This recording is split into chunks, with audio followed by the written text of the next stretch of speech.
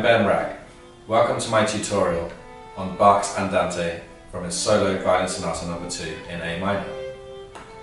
This is an extremely beautiful movement that is rather unusual in the sense that the violinist is almost constantly playing both melody and accompaniment. So it needs a very layered approach.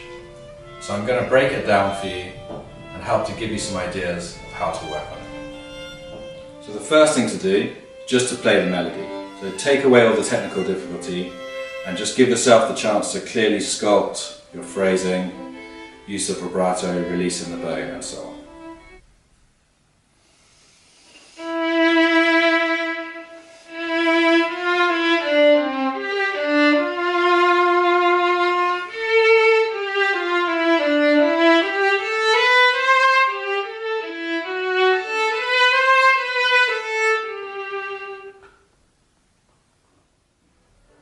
Now do the same thing with the bass.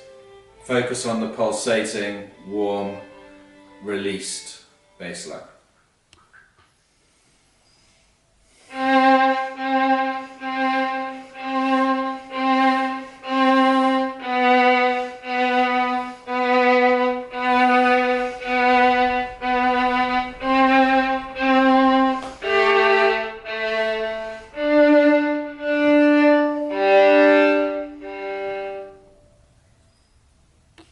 Now it's time to add in some technical difficulty again.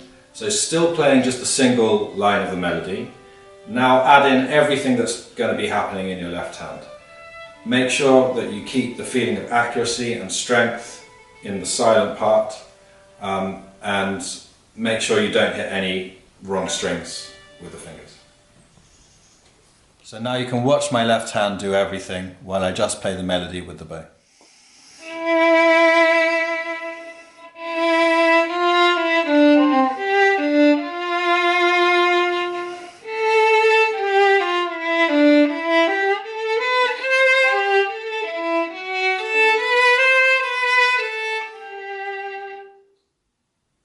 Now the reverse, so I bow the bass while still doing everything with the left hand.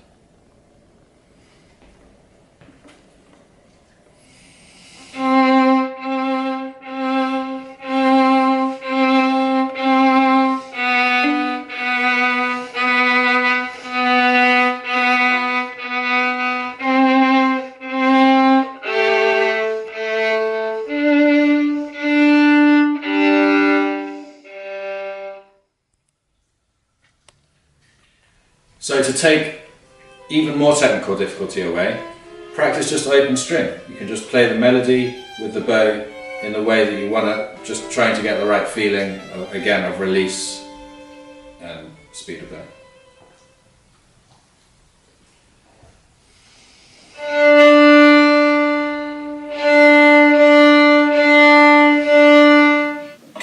Hours later.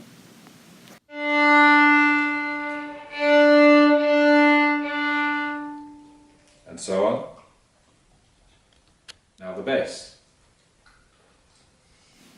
2,000 years later.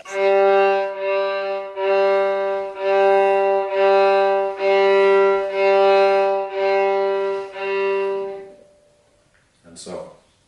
You can practice like a recurring string crossing, making sure it's smooth and rhythmic.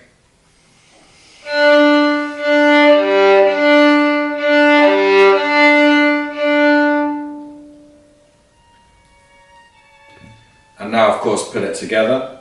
Make sure your arm is making the string crossing with the hand and fingers following. Judge the release, speed of bow, and so on.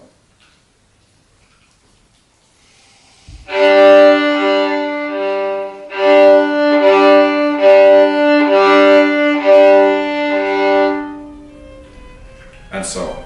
One more thing just to be aware of. When you're playing double stops, really useful to aim more for the lower string.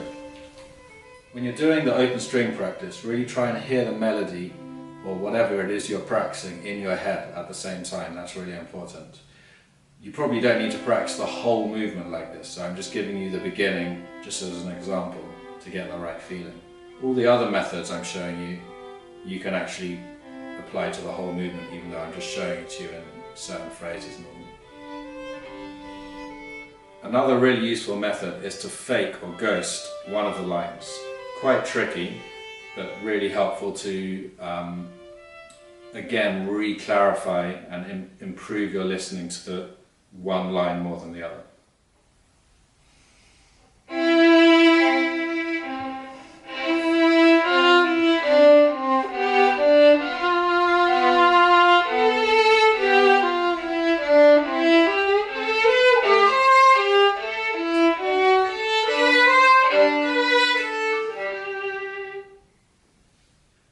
Now faking the melody.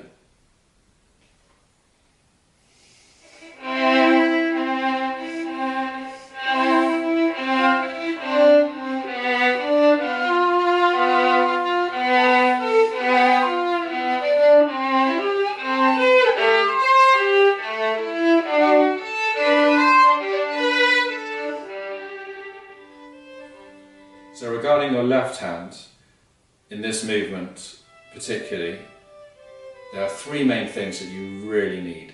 You need to be able to hold down your lower finger comfortably while using other fingers, because you're going to come back to it so much, so you won't create holes or gaps. You need to be able to prepare your lower fingers when you place an upper finger down, whenever possible. So fluency, for lyricism, legato work.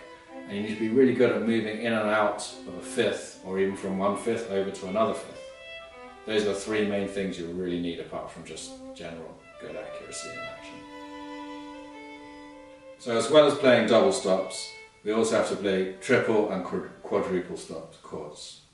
So I can practice these on an open string as well.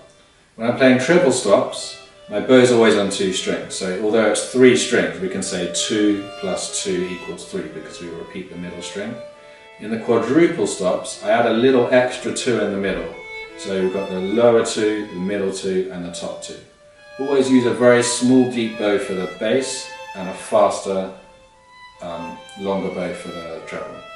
In the quadruple stop, that middle 2 is so tiny it's almost non-existent. It's just because we're in a slow speed, and it will help you to get across smoothly. So you can practice on an open string like this. For the triple stops, and for the quadruple stops. So now I'll play a little phrase that demonstrates the usage of triple and quadruple stop chords. Notice when I did it open string, I did it consecutively, because in this phrase that's what I've got to do, which makes it even more difficult.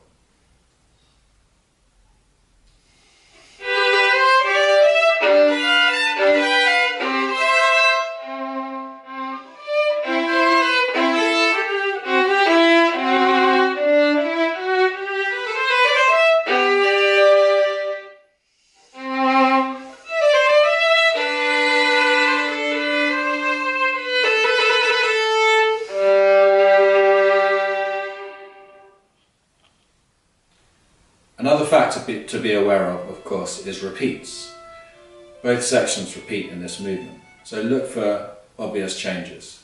One way would be, of course, to just change the dynamic.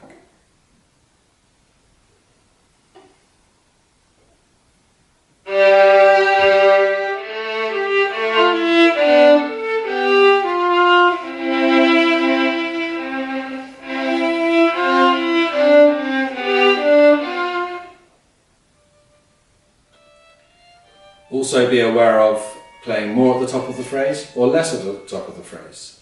I'll give an example of both options.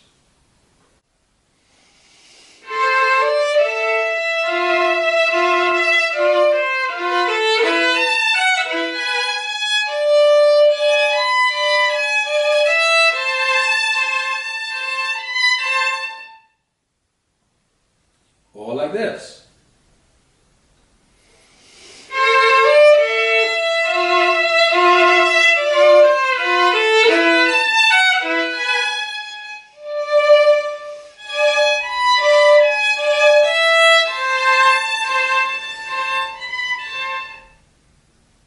So now in this final phrase of the movement, I'll just demonstrate another option of things to be aware of in the repeats. So now you can be more aware of giving more to the bass and less to the treble, or less to the bass and more to the treble.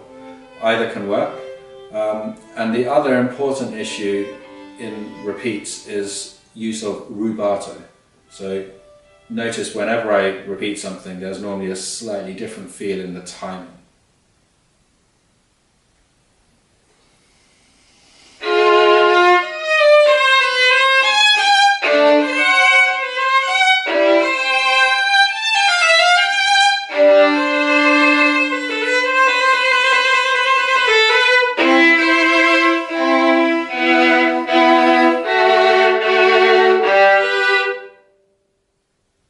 Or like this.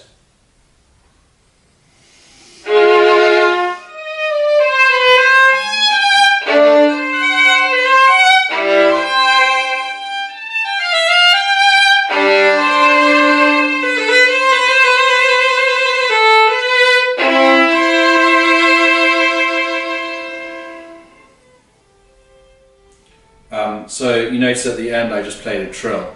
A few things to be aware of.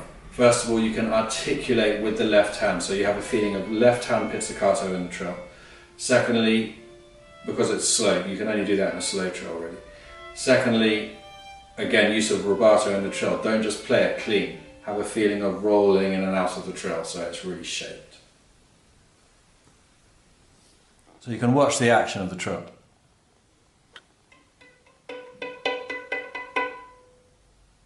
Timing. So I hope you found my tutorial helpful. All these methods can only help. It's not going to hurt, for sure. But remember, there's no magic potion. It's all about the way you listen and feel and sculpt what you do. So it can't be done in at all any kind of disengaged way. Don't just expect that you do these methods and you'll play great. But it definitely should help you to do it. Of course, to do all of this for the whole movement would take a long time. So it's something you can do maybe intensely over a few days, or you can apply to different areas of the movement at different times when it's needed. You have to judge that.